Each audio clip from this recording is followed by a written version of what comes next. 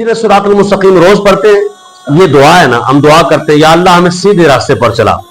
अब इससे पिछली आयत लोग पढ़ के ना चुप हो जाते हैं, इय्याका नअबुदु व इय्याका नस्तईन, हम तेरी ही इबादत करते हैं और तुझ ही से मदद चाहते हैं। बस इत्थे ब्रेक ला देते, सिर्फ अल्लाह मददगार है, बस हम तुझी से मदद चाहते हैं। ओ भाई यहां मुराद है कि हकीकी मदद तुझसे चाहते हैं। मजाजी या गौसे आजम मदद भी कहते हैं, या रसूल अल्लाह मदद भी कहते हैं, या अली मदद भी कहते हैं। एक दूसरे को भी वताअवनु अलल बिर्रि वत्तक़वा, सूरह माइदा में अल्लाह फरमाता है तुम नेकी के कामों में, परहेजगारी के कामों में एक दूसरे को भी मदद के लिए पुकार सकते हो, एक दूसरे की मदद करो।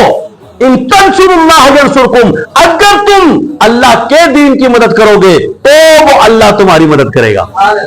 अगर तुम, अल्लाह तो शर्तिया कह रहा है, नहीं करोगे तो तुम्हारी, जो कहते हैं या अल्लाह मदद कर मदद कर मदद, को अल्लाह कहता है अगर मेरे दीन की करोगे तो करूंगा। एक कहना नहीं तेरे तो इलावा कोई कर नहीं सकता, तू मैंने ही कह रहे मैं कि मैं मदद करा। अल्लाह फरमाता तू कर, या आगे से कहता नहीं गैरुल्लाह नहीं कर सकते। अल्लाह फरमाता है फिर तू उधर ही जा जहां पे शैतान गया है, वरना रहमान के बंदे वो होंगे जो रहमान को भी मानेंगे, रहमान की भी मानेंगे। और रहमान की बात यह है, फरमाया मेरी तौहीद ये है, मुझे मानना यह है कि मैं जब कह रहा हूं कि इय्याका नअबुदु व इय्याका नस्तईन, अल्लाह तुझ ही से मदद चाहते हैं, हकीकी मददगार तेरे सिवा कोई भी नहीं। फिर आगे कहो इहदिना सिरातल मुस्तकीम, जी अल्लाह कह दिया सीधे रास्ते पे चला। आगे ए नहीं आख्या हुन दुआ कर या अल्लाह जरा तेरा रास्ता है ओदे से चला, नहीं फरमाया सिरातल लज़ीना अनअमता अलैहिम, दुआ कर ओ से आदम के रास्ते पे चला, बाबियां के रास्ते पे चला।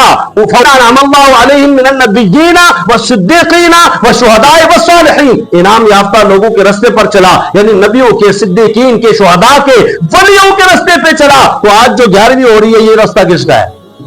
ये गौसे पाक ये महफिल किया करते थे। इस रास्ते पे चलने का तो रोज दुआ भी करते हो, आर्डर भी होता है अल्लाह की तरफ से दुआ करो, दुआ भी मांगते हो कि 11वीं करम दी तौफीक अता फरमा, फिर मना नहीं करते हो।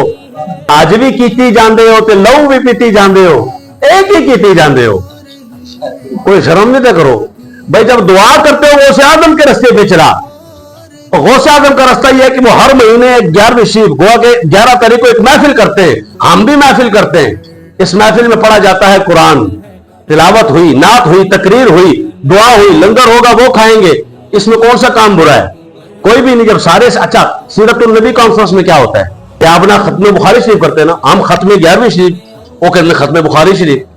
तो कोई फर्क बता दो, क्या हुजूर के जमाने में ये लफ्ज आप साबित कर सकते हैं खत्म बुखारी शरीफ किसी साहबी ने किया हो?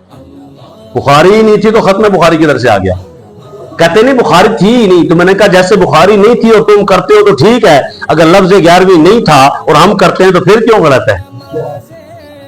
यानी कड़वा कड़वा, थू थू और मीठा मीठा अंदर अंदर, इस तरह नहीं होना चाहिए। गौसे पाक रज़ी अल्लाह ताला अन्हु से फैज हासिल करने का भी ये बहाना होता है।